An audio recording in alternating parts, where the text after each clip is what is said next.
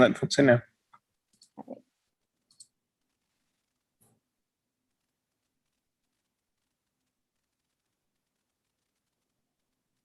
Hello, everyone. I'll wait just a few seconds to let everyone get situated and get connected here. Thank you so much for joining us for today's Grow With Us. I'm Vanessa with the Dallas Public Library. Just a few housekeeping things for today. You will be muted for the presentation. However, if you have questions, you can put those in the chat and we'll get to those after the presentation. Also, you have to accept an agreement. This is being recorded. So if you don't want to appear on the recording, you can turn your camera off. All right, let's see. I think everyone is connected now. So I'm going to go ahead and turn it over to our partners in this wonderful Grow With Us series, the Department of Environmental Equality and Sustainability. So Bob, if you want to do the introduction. Sure, I'll be happy to. This topic today is called Fall in Love with Organics. Now, some of you probably are already in love with organics. I certainly am because I grow them in my backyard. But in our collaboration with the library, about half year in, we spend some time programming topics based on products of urban agriculture and growing. And we try and introduce people to what good foods are, nutrition, and what all that healthy stuff does for our lives. So today is about organics, and we're all pleased that you're joining us. And I want to mention also that our ongoing partnership is with the Dallas Public Library, and Vanessa certainly represents that on screen with us. And the partnership is what makes this programming possible, and we're really proud to work with them. I work for the Office of Environmental Quality, a department generally not known to the public much, but we have 80 departments in the city, and our focus is on the environment and all things involving it. We focus on things like air quality to green living to zero waste. For example, the City Council just unanimously approved Dallas's first urban forest master plan, and you'll be hearing about it more in the months ahead.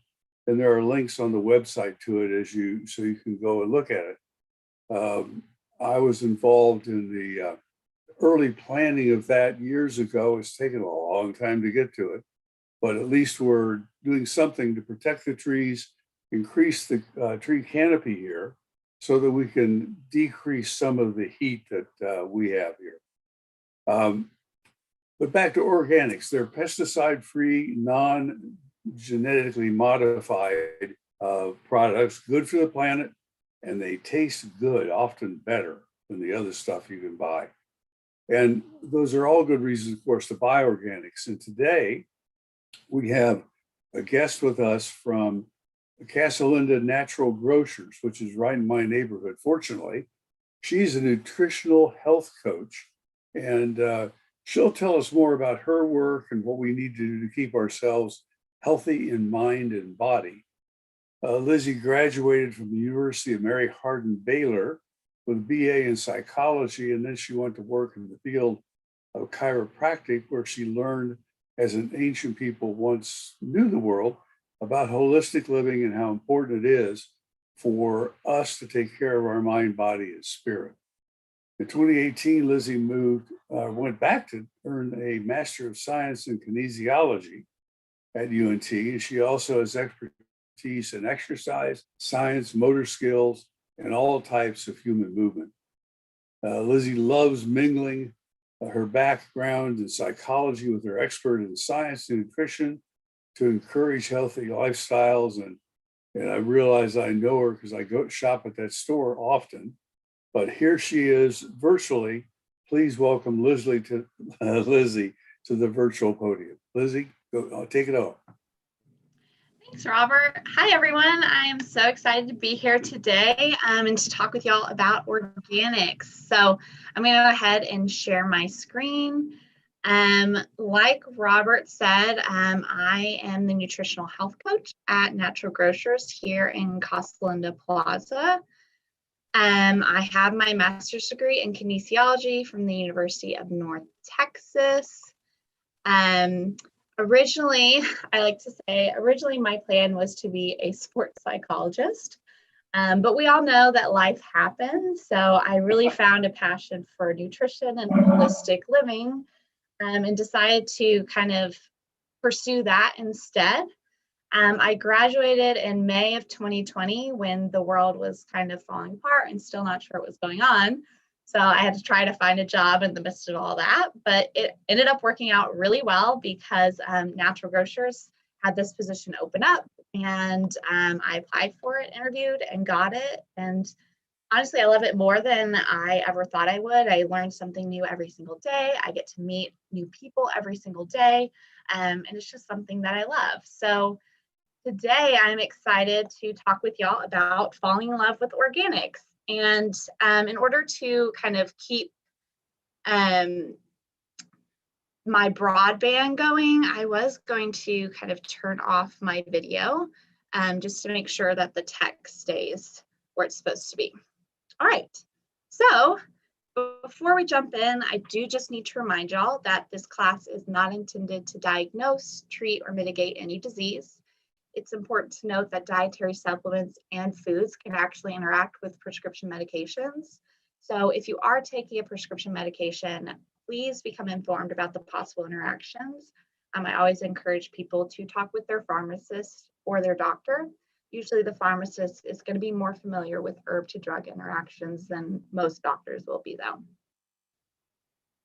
right, so before we begin, I just like to give a quick introduction to who Natural Grocers is. So even if you've shopped with us before or familiar with us, most people really aren't that familiar with our origin story or kind of what sets us apart from other like organic competitor grocery stores in the area.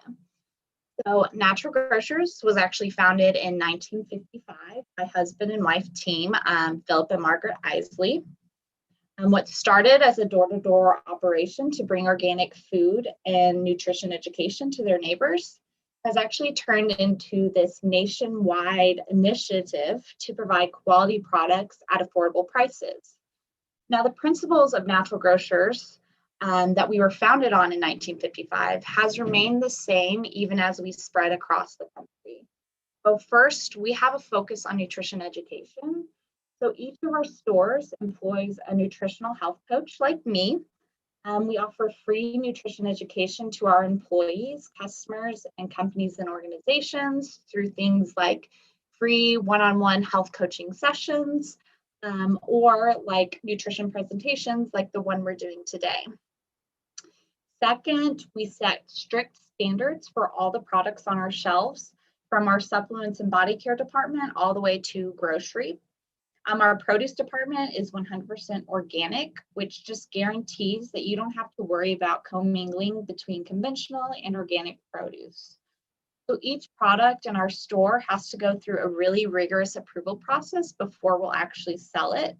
And that's whether it's a brand new product from a brand new company we've never held before, or an old product that's just been revamped. They both still need to go through that approval process. So even though we have high standards, that doesn't mean that we sell everything at skyscraper prices. We believe that healthy and nutritious food should be affordable for everyone. And so we strive to pass on our savings to our customers. We have sales on different items every single month. Some we advertise in our magazine, others are what we call in-store specials. So when you come into the store, you can get a nice surprise and find an item you might have been planning to buy on sale.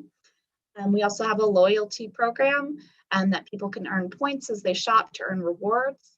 And my favorite perk of that program is that you can get $2 pasture-raised eggs, which is just a steal from anywhere, basically. Fourth, we support our local community, and we do this through things like providing free nutrition education. We offer bagless checkouts, and we also do frequent donation drives for our local food bank. And then finally, we believe that we have the best employees in the world.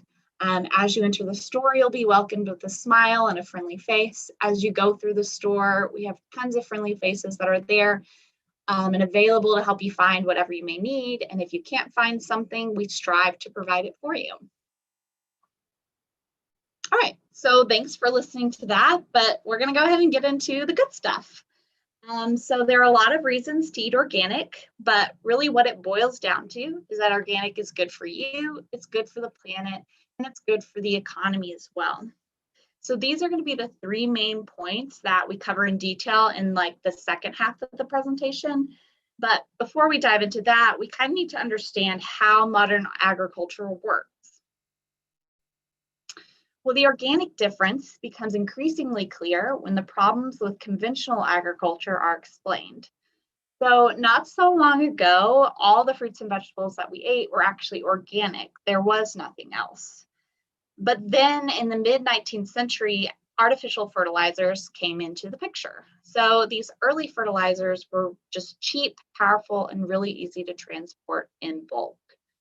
So between 1930 and 1960 was when the Green Revolution happened. So this revolution introduced chemical fertilizers and pesticides. After World War II, specifically, US factories had an excess of ammonium nitrate, which they used to make explosives. But it also happens that it's also really good at adding nitrogen into the soil. So the Green Revolution, in addition to introducing all these fertilizers and pesticides, also introduced new high-yielding varieties of cereal grains. And these modified crops had increased ability to take up nitrogen from the ground and grow at a faster rate. So up to 99% of US crops are grown using synthetic pesticides, fertilizers, herbicides, and fungicides. This practice doesn't end with just food crops. Our animals are raised on genetically modified corn and soy that is grown in chemically intensive fashions. And this can end up greatly affecting the health of the animals as well. So with all these fertilizers and pesticides, the main goal was just to meet the food demands of the war and post-war era. So what's the big problem? Well, these industrialized agricultural practices rely on genetically modified organisms and chemicals that end up destroying our water and soil. They reduce the biodiversity in our ecosystems, and they ultimately damage the health of us, humans. So this slide mentions that there are over 42 or 22 million tons of fertilizer used in the US annually. However, the most recent statistics available show that there's nearly 1 trillion pounds of pesticides that are used in the United States annually, and 5.2 trillion pounds are used worldwide. So that number has increased a lot. So that is a lot of chemicals, and they have to go somewhere. They, surprise, surprise, they don't actually just end up disappearing once they hit the ground. Everything goes somewhere. So when fertilizer is applied to croplands, rainfall can cause it to kind of run off into the environment and then alter that environment's ecosystem. A great example of this is the phenomenon that's called a dead zone. And there's specifically one dead zone that's created each and every spring in the Gulf of Mexico. So dead zones are caused by nutrient runoff from agriculture into the rivers. And then the rivers eventually dump that increased nitrogen load into the oceans. So the runoff from the rivers, all those nutrients, kind of stimulate an overgrowth of algae in the oceans that then sinks, decomposes, and then consumes the oxygen that the ocean needs to support the life that's there. So dead zones are a major water quality issue. Specifically, the dead zone in the Gulf of Mexico is the second largest human-caused hypoxic area in the world today. So in March of 2004, the UN Environment Program reported that there were 146 dead zones in the world's oceans. So that was in 2004. By 2008, one study counted that there were 405 dead zones worldwide. So just 4 years, an increase to 405 dead zones. And by 2015, they counted 550 or more dead zones worldwide. So the hypoxic zone that occurs most summers off the coast of Louisiana and the Gulf of Mexico specifically is the largest recurring hypoxic zone in the United States. So the Mississippi River, which accounts for draining about 41% of the total continental US, dumps the runoff from the farm fields right into the Gulf of Mexico. Now, this runoff is kind of a mixture of the agricultural chemicals, but also treated sewage from the urban areas and cities. And so that delivers about 1.7 million tons of phosphorus and nitrogen into the Gulf of Mexico every year, creating this hypoxic or dead zone. So this dead zone is actually really expensive. It causes economic losses of about $80 million annually. So I don't know about y'all, but this kind of makes me feel a little bit depressed about the state of our oceans and just how it's affecting life all over the planet. So my question was, like, can dead zones be brought back to life? Like, is it over when it's over, or can we fix this? Well, luckily, the answer is absolutely we can fix this. So the best example of this is going to be the Black Sea. The Black Sea once hosted one of the largest hypoxic zones in the world. It stretched about 15,000 square miles.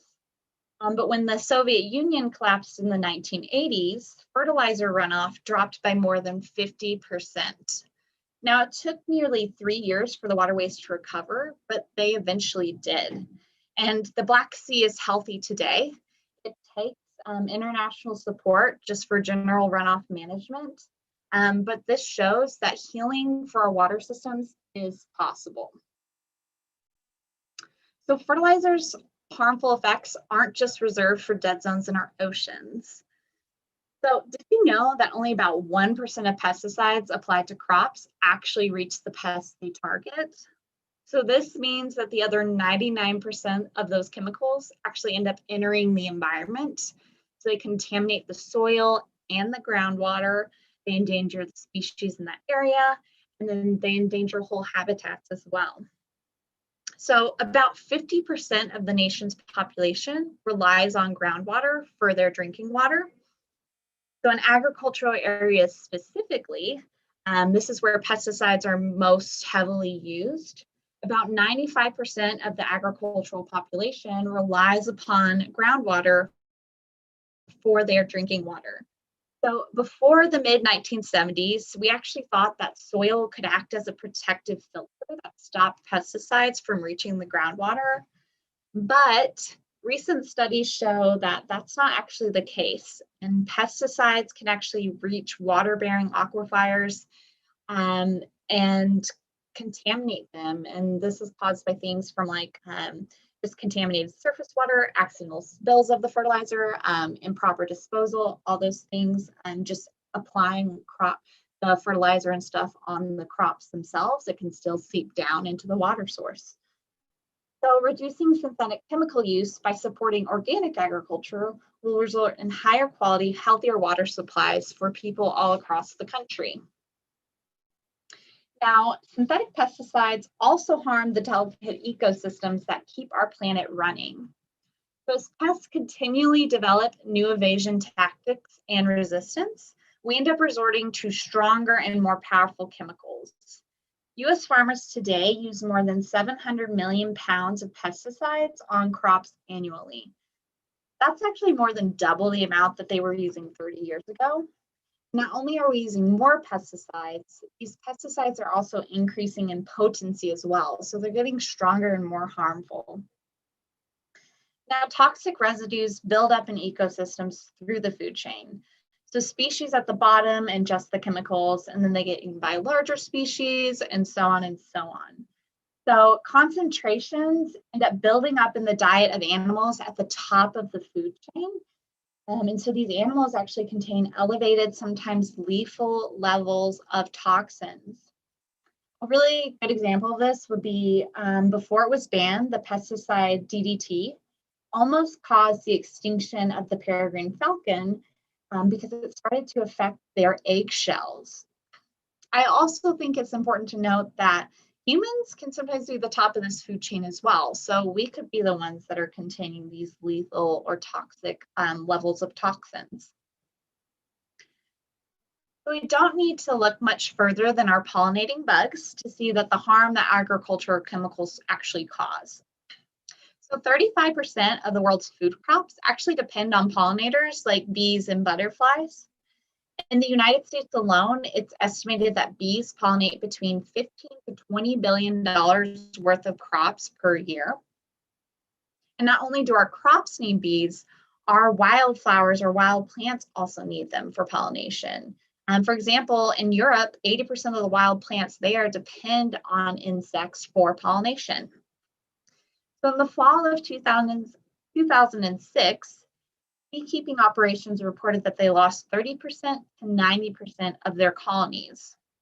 So in 2009, this group of scientists kind of got together to talk about what they labeled the catastrophic decline of insects. And that's been happening all over the world. And so this decline in insects, specifically pollinators, began in the 1950s and has steadily grown since. So they came up with a lot of reasons for possibly why this was happening, but basically their main reason was the increased and persistent use of neurotoxic pesticides that was causing the colony collapse disorder. So colony collapse disorder is important to pay attention to because it causes significant economic losses just because many agricultural crops are pollinated by Western honeybees. So according to the Agriculture and Consumer Protection Department of the Food and Agriculture Organization of the UN, the worth of global crops with honeybees pollination was estimated to be close to 200 billion in 2005. So shortages of bees in the United States has actually forced farmers to rent bees from beekeeping operations at a much higher price. So this not only drives up the cost of what it costs a farmer to run a farm, but that cost of running a farm doesn't always necessarily increase the cost of the crops that we're buying. And so it's just costing the farmer more without a guarantee of a bigger income, basically. So how can you help the situation? Well, simply buying organic produce and pasture-raised animals or animal products whenever you can, planting organic seeds and using organic gardening practices in your own garden can also help support pollinators near your home as well. So pesticides and fertilizers are harming our water supply, ecosystems, and our soil. Many pesticides destroy the microbial life in the soil. Healthy soil is normally characterized by healthy soil microbes, a balance of minerals and nutrients, and the ability to sequester carbon dioxide and store it away so that it's not in the atmosphere. Fertilizer, as we all know, contains toxic and poisonous substances like mercury, arsenic, or even lead that can accumulate in the soil. So an example of this accumulation is that the incidence of bladder cancer mortality rates in Maine, New Hampshire, and Vermont are actually about 20% higher than the United States overall. So this means that the incidence of people dying from bladder cancer is higher in these states than the rest of the United States. So researchers wanted to kind of explore why this phenomenon was happening. And so they decided to specifically focus on arsenic concentrations in the drinking water from people's private wells. So the arsenic content found in these wells was attributed to the fertilizer accumulation in the soils. So why they found the amount of arsenic they did in the water was they attributed it to the fertilizer that these people were putting on soil in the area. Genetically modified row crops also destroy soil fertility. Things like monocropping and chemical fertilizer has actually hurt our topsoil, which is starting to affect the crop yield and production, as well as the overall environmental health. The pesticides also have detrimental effects on human health as well. So one study actually found that children with higher levels of organophosphate pesticides were actually twice as likely to be diagnosed with ADHD. There are also studies looking at neurological disease in adults, especially former farm workers. And so they found that the exposure to different pesticides actually increased the likelihood of developing Alzheimer's or Parkinson's disease 4 times. Monsanto is a big company. They're the creator of Roundup, but they've been receiving a lot of heat within the past few years. And they've actually faced quite a few lawsuits claiming that they knew glyphosate, which is the main ingredient in their Roundup weed killer. So the lawsuits are claiming that they knew glyphosate was actually harmful to human health. It's been shown to lead to cancer diagnoses in farmers and others who have actually used the product. So much so that the World Health Organization declared glyphosate as probably carcinogenic to humans. So the Environmental Working Group actually releases an updated list of the dirtiest and cleanest produce options every single year. So for 2021, the #1 dirtiest, most pesticide-ridden fruit and vegetable is strawberries. I don't know about y'all, but I love strawberries, so it kind of makes me sad to see that. But growers of conventional strawberries actually end up using about 60 different pesticides on these delicious red berries. Now, according to the Environmental Working Group, in 2021, the USDA's test found residues of potentially harmful chemical pesticides on nearly 70% of the non-organic fresh produce that's sold in the United States. And before testing their fruits and vegetables, USDA washes, scrubs, and peels them as a consumer would.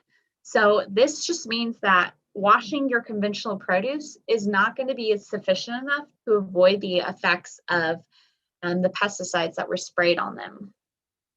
So rounding out the rest of the 2021 Dirty Dozen list from the Environmental Working Group, we've got spinach, kale, collard, mustard greens, basically any leafy green, nectarines, apples, grapes, cherries, which is cherry season right now, so it's important to look for organic there, peaches, pears, bell and hot peppers, celery, and finally, tomatoes.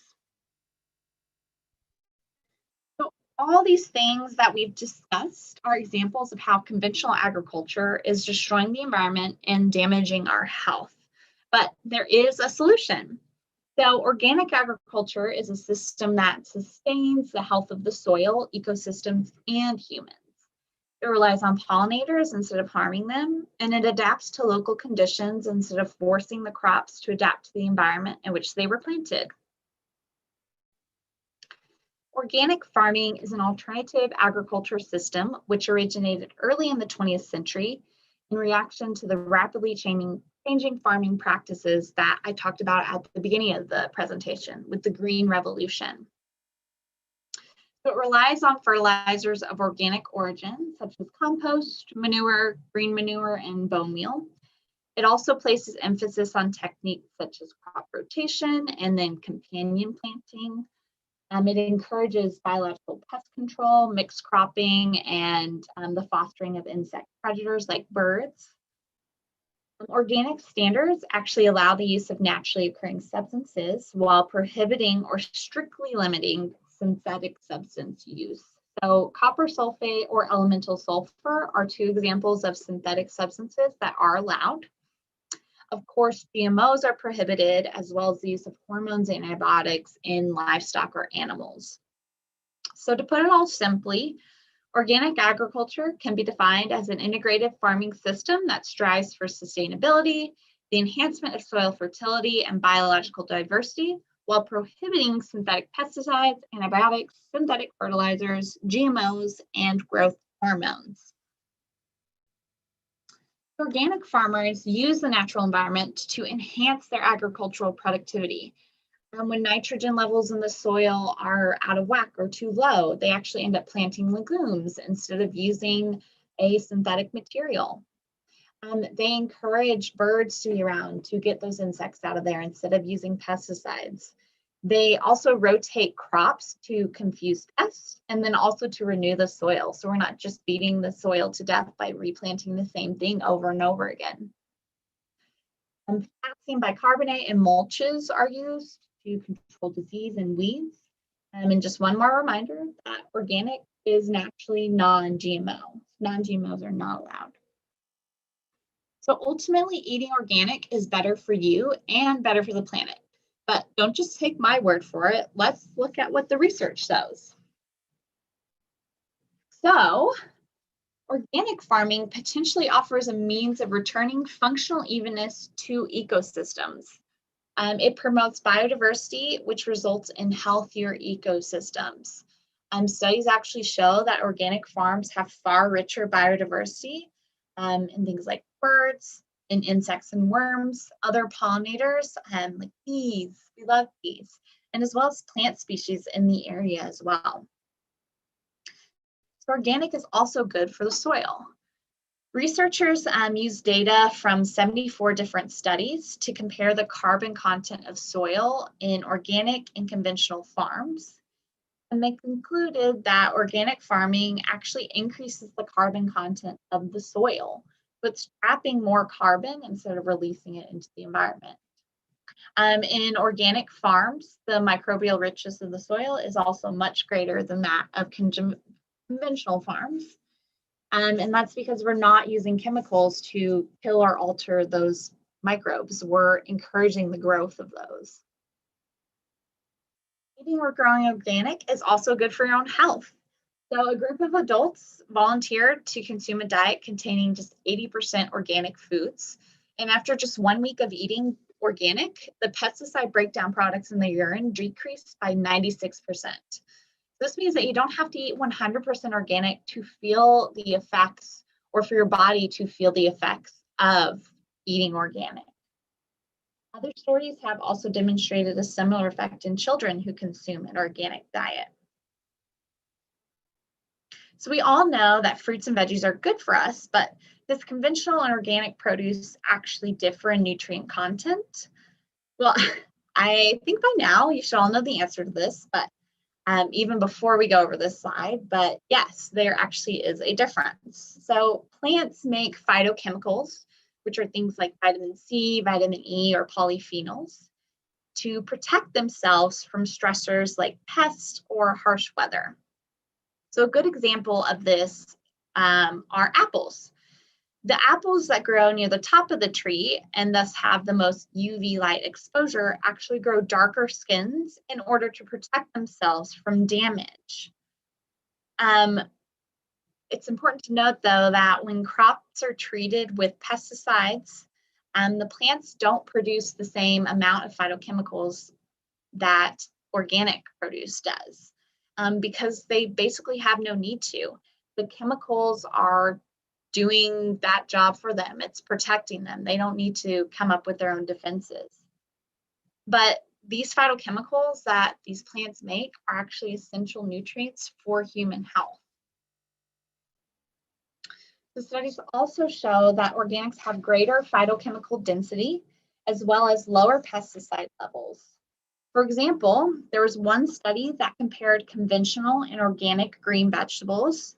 So these are going to be things like spinach, Chinese cabbage, bok choy, scallions, and green peppers. And the study found that all the organic produce had significantly higher antioxidant activity. The organic green onions, Chinese cabbage, and bok choy had between 20 to 50% times higher antioxidant activity than the conventional, while the organic spinach had about 120% higher antioxidant activity than the conventional spinach.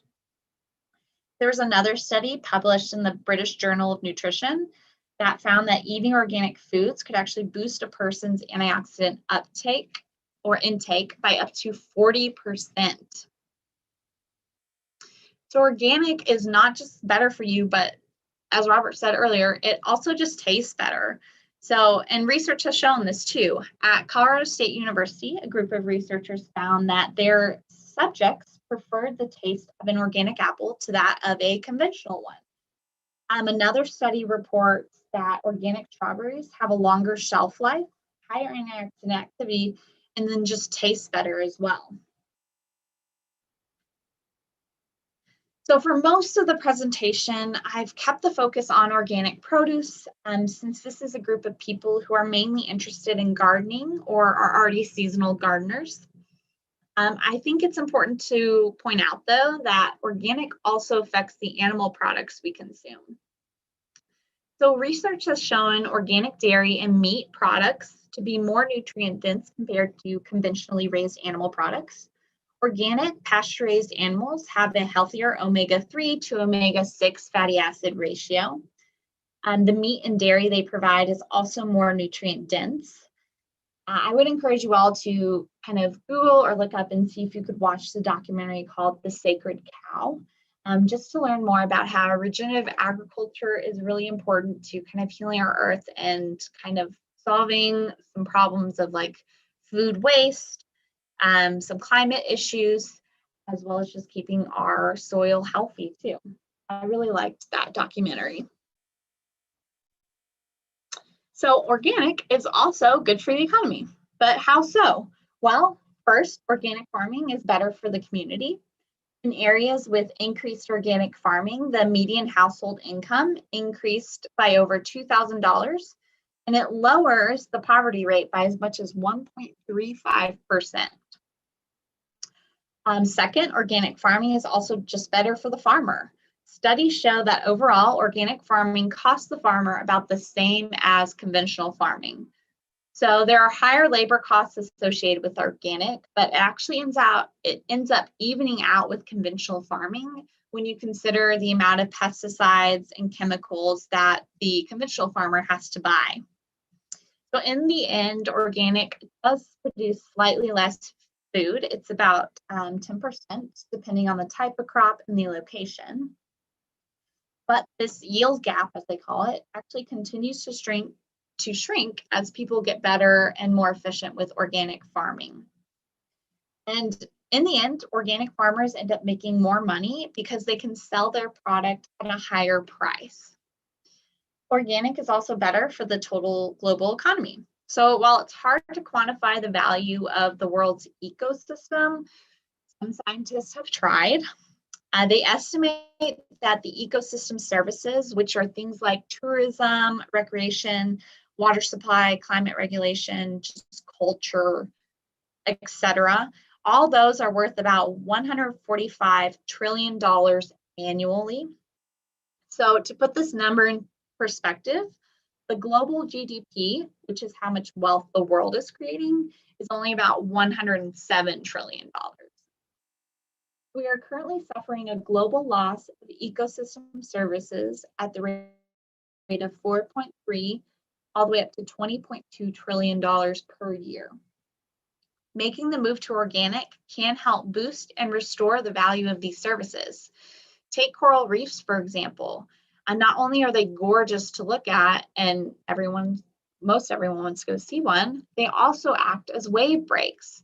They protect just about 200 million people from natural disasters every single year. And they also provide our oceans with biodiversity. Fish can live and grow there, and they're just gorgeous. So organic is actually becoming more mainstream, which is good news. So at just about every major retailer, you can find organic produce and other organic labeled products. So like I said, I think it's mostly good news because it means organic products are available to more people. But advocates of organic are actually worrying that the influx of these large retailers might result in the diluting of the organic standard. So large retailers are also fighting to lower the prices associated with organic products, which ultimately means less money for the farmers and less reason to keep up with the costly standards that are organic. And so this just further degrades the organic name. A good example of this is Walmart. The Organic Consumers Association called on its 850,000 members to boycott Walmart because of the many reports that this large retailer was mislabeling organic foods that it sold on its shelves. So the Cornucopia Institute actually sent their own researchers to Walmart stores, and they found that there was mislabeled conventional products like sugar, yogurt, soy, and rice milk, and produce that they labeled as organic. So it wasn't even organic, but it was labeled as organic. So the Cornucopia Institute actually ended up notifying the CEO, but Walmart kind of ignored the concerns until officials at the Wisconsin Department of Agriculture, Trade, and Consumer Protection and the USDA took legal action against them in 2007. And then they kind of cleaned up their act. So Natural Grocers is the only retailer to sell 100% organic produce. We value the standards that are organic, and we value that movement. And so we want to make sure we're keeping that movement kind of undiluted and strengthened for what it really means and what it can bring to the world.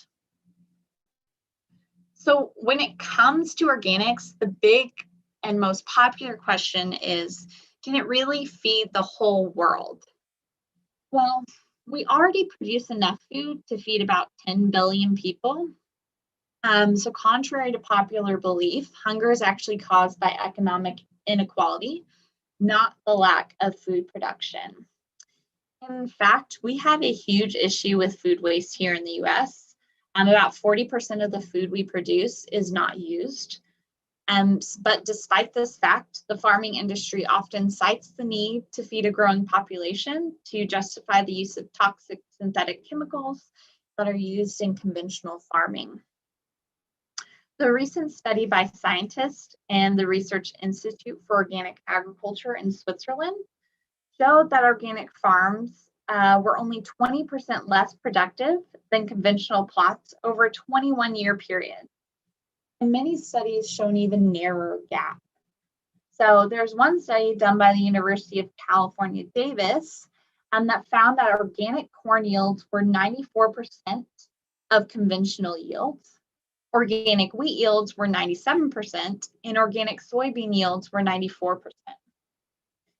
But organic tomatoes actually showed no yield difference, so they were producing the same amount as conventional tomatoes. So could we actually make do without all these chemical plants? That's the big question. Well, there was a team of scientists from the University of Michigan who kind of looked at 293 examples. And they found that organic farming yielded less than conventional farming in most food categories in developed countries. But when they looked at developing countries, organic farming actually boosted the crop yields there. So based on this data, the team ended up running 2 models, doing some sciencey stuff, and they found that yes, organic farming could almost match or exceed the conventional farming production. Now, yes, this is all conjecture, but I think it's really hopeful scientific findings that show how helpful organic can be. So before I close the presentation, I just wanted to showcase some products that we carry at our store in the Casa Linda Plaza. So since this is a gardening group, I wanted to showcase some products that you can actually use to better your garden. We carry non-GMO seeds as well as sprouting jars. Our produce section uses paper bags or compostable produce bags. So no plastic here. And if you're into composting, you're able to at least tear up those paper bags, throw them in your compost bin. We also sell compost bags that you can use in your countertop compost bin if you do that sort of thing. So before I open up the floor for questions, I just wanted to quickly explain how organic labeling on food products actually works. So for single ingredient foods, things like fruits and vegetables, you want to look for a small sticker version of the USDA organic label, or check the signage in the produce section that you're shopping in. So the word organic and the USDA organic seal itself can also appear on meat, milk, eggs, cheese, and other single ingredient foods. So when we get into multi-ingredient foods, things like beverages, snacks, other processed packaged foods, it actually uses a slightly more complicated system to indicate if it's organic or not. And so 100% organic, something that bears this label means that the food is made with 100% organic ingredients, and it can also display the USDA organic seal. When something's just labeled organic, it means that the product contains at least 95 to 99% organic ingredients. The remaining ingredients are not available organically, but they've been approved. And so these products may also display the USDA organic seal. When you see something that said made with organic ingredients, it means that that product contains 70 to 94% organic ingredients. And these products will not bear the USDA organic seal, but they may list up to 3 ingredients on the front of the packaging that are their organic ingredients. So anything else, basically, products with less than 70% organic ingredients can only list the organic ingredients that it contains on the nutrition label of that product. They won't bear the USDA organic seal, so you can just read the nutrition label to see how much of it is organic. So just keep in mind that even if a producer is certified organic, the use of the organic label is actually voluntary. But at the same time, not everyone goes through the rigorous and expensive process of becoming certified, especially smaller farming operations. So if you like to go to farmers markets or shop local, shop small, don't be afraid to ask the vendors how they grew their food, what they use to grow their food. So these are just some additional resources on this slide to kind of help you on a journey. If you have more questions about organics, we've got some what we call customer literature files, or CLFs. They're just free documents for the public located here at our store. If you want more information on organics, we have some great ones on that as well. We also have a book section here. One of my favorite books is The Eating on the Wild Side by Jo Robinson. They are on the left side of the screen. Jo Robinson did a lot of extensive research when she was writing this book. So she has a lot of great information, not only on like what vegetables to buy, like when they're in season, or how to store them to make sure that they last longer when you buy them. But she also has a great resource for where to buy seeds for like produce that we see on the shelves, or even like heirloom options as well. She goes through the history of like the produce that you see in like grocery stores, where that actual vegetable or fruit came from, how it was formed, that type of stuff. It was just really great information, and I really enjoyed it. So that's all of the presentation that I have today. So I don't know, Vanessa, if there were any questions that you wanted to ask. Let's see. It looks like Jessica's been helping out the chat, answering most of the questions. Let me see if there's any that haven't been answered here. Let's see.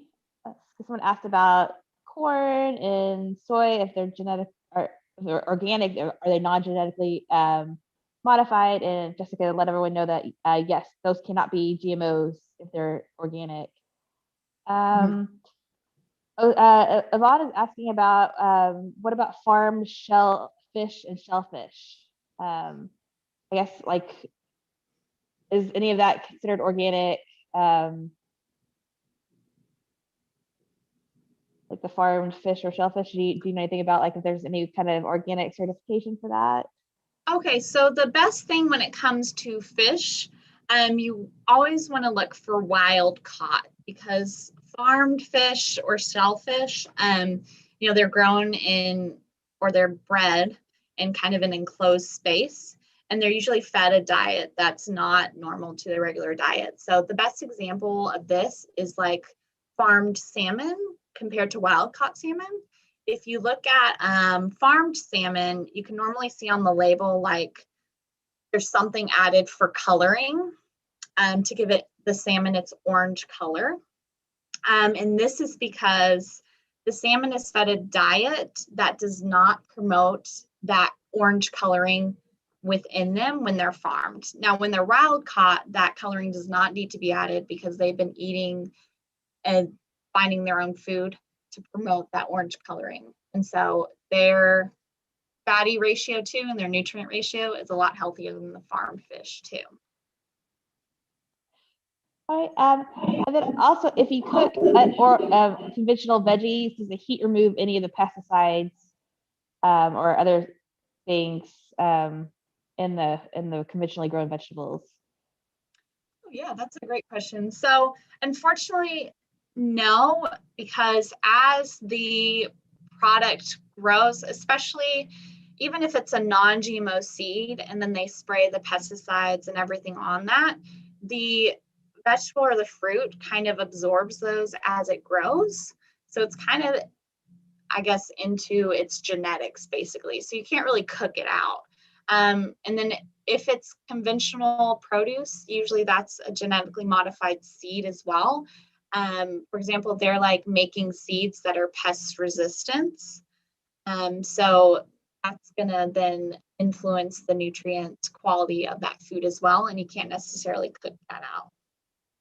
All right. And then Grace asked, how does natural chicken compare with organic chicken? The ones that are labeled natural.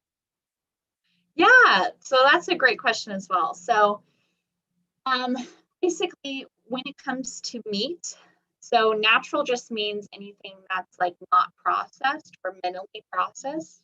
So any raw meat you buy is going to be minimally processed. So it's going to meet that natural standard.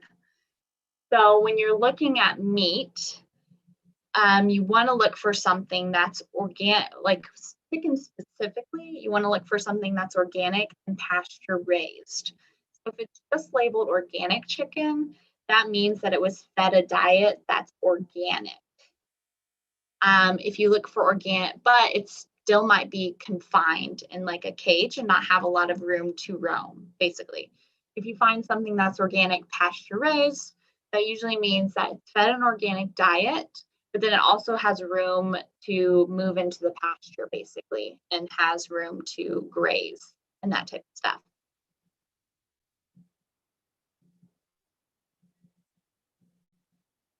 I think you're muted.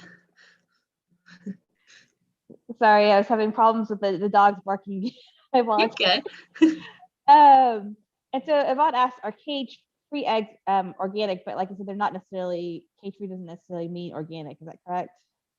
Yeah, not necessarily. You do want to make sure that there's that organic seal on it. I'm not really aware of any conventional, like quote unquote, cage-free eggs that aren't organic, because usually if you buy like non-organic, non-cage-free, they're just confined in spaces and they're just going to be fed whatever basically. But it is important to look for that USDA organic seal. Perfect. I know Jessica put in the chat a link in a recipe for a natural weed killer, which is really cool. And let's see. Hey, can I add something in about this seafood? Okay.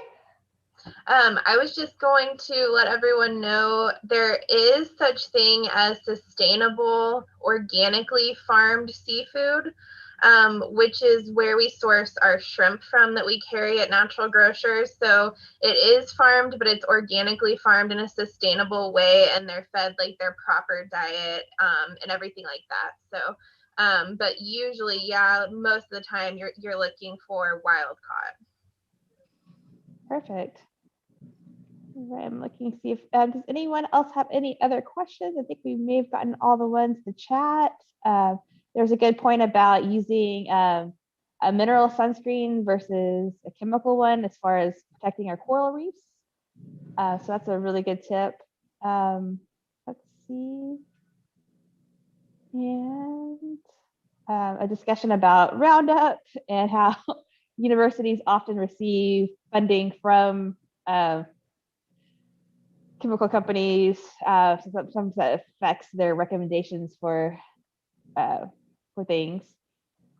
That's a good point. Let's see. Some very good to knows and love the information in the chat. Does anybody else have any final questions for Lizzie or and Jessica? Oh, let's see. What will Yvonne asked, what will make the cost of organics go down? So I guess looking to the future, I think you mentioned a little bit about that earlier. Yeah, that's actually a really great question. Jessica, do you have any ideas?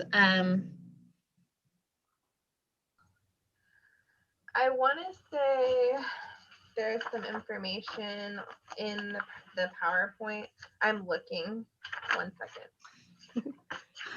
I really just think that probably like encouraging, like the more we buy it and the more we encourage organic growing, like the more it becomes mainstream, it could drive the price down. But yeah, I'm trying to see if there's Well, I mean, sorry, this is just from my my personal knowledge here too, is that and you touched on this a little bit. The price of food, a lot, especially produce, is artificially deflated, like instead of inflated, through subsidies and other things. So I guess it would involve more the subsidies trickling down to organic farmers, but that's just a guess on my part. But yeah, we don't pay most of the time for a lot of our foods. We don't pay what the actual cost is for those foods. So that's something else to keep in mind, that sometimes I know it's tough, especially in our current economy, but sometimes paying more is actually more beneficial to the people that grow the food too. But it's complex, very complex. One Yeah, I problem know. is, oh, No, go ahead. I was just going to say one thing too is only less than 1% of all farmland is organic. And so the more farms that, you know, switch to organic or regenerative, even biodynamic agriculture, I think the prices would go down if it was more common. It's just like, it's really sad that 99% of all farmland is conventional. Yeah, this is true. And I think, you know, as you know, like you said, as more people are doing it, you know, the cost of, you know, of it will go down. But also there's, you know, technology, it plays a big role in farming too. And not as we have better technology for organic farming, I think that will also help. Yeah, I know with in the Sacred Cow documentary I mentioned before, kind of touched on this, but a lot of farmers are just continually losing money, even though they're making and producing more and more food. And it's because of that whole like fixed rate of what we have to sell the food at and what the food is bought for. And yeah, it's a whole complicated system change. Yeah, it's very, it'll take I think there's not one single factor probably that will, I think it's going to be a lot of different factors. And you know, like Yvonne's just talking about growing her own food. Yeah, I mean, growing your own can, I mean, it's probably not practical for most people to grow all of their own food, but growing your own food can help offset the cost of buying organic too. Yeah. Yeah, and Yvonne also made a good point that, yeah, the healthcare costs in the US are very high. So yeah, if we could eat healthier, then that probably definitely helps with that. Yeah. Well, I did want to say before we leave, just for everyone that attended the presentation, even y'all that hosted it, you get a $5 coupon. So you can stop by my store in Casa Linda Plaza. Let me know that you were here for the Grow With Us presentation, and I'll have a $5 coupon that you can use at our store, as well as some like just free product samples for you too. Oh, it's awesome. Thank you so much for that. Yeah. And I think someone put a link to the website in the chat, but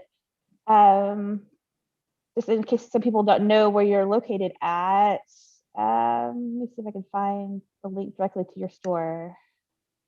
Yeah, we're off of Garland Road in Buckner.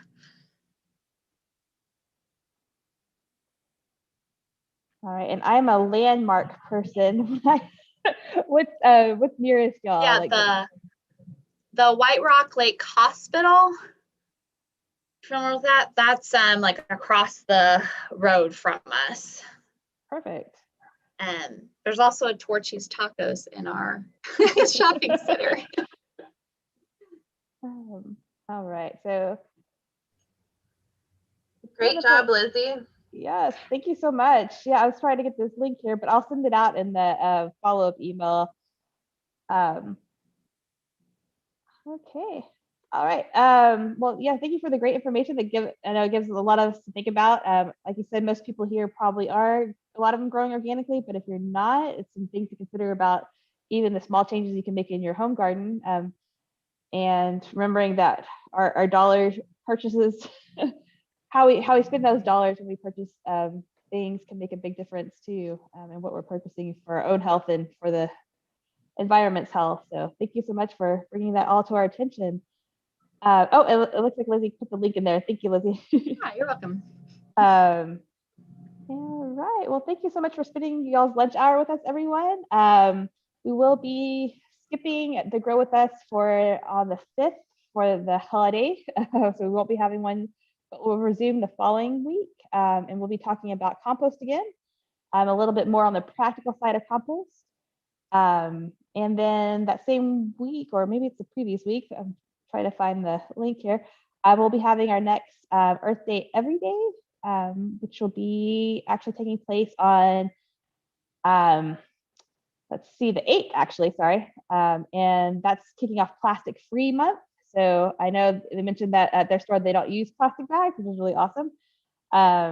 So you can learn more about how to go plastic free at that one, and then learn more about composting with us the following week. It's a great way to amend your soil and be able to reduce dependence on some of those chemical fertilizers. All right. Well, thank you. And I hope everyone has a great holiday weekend. And thank you so much to Lizzie and Jessica for answering all our questions. Thanks, y'all. Have a great day. Yes, thank you so much.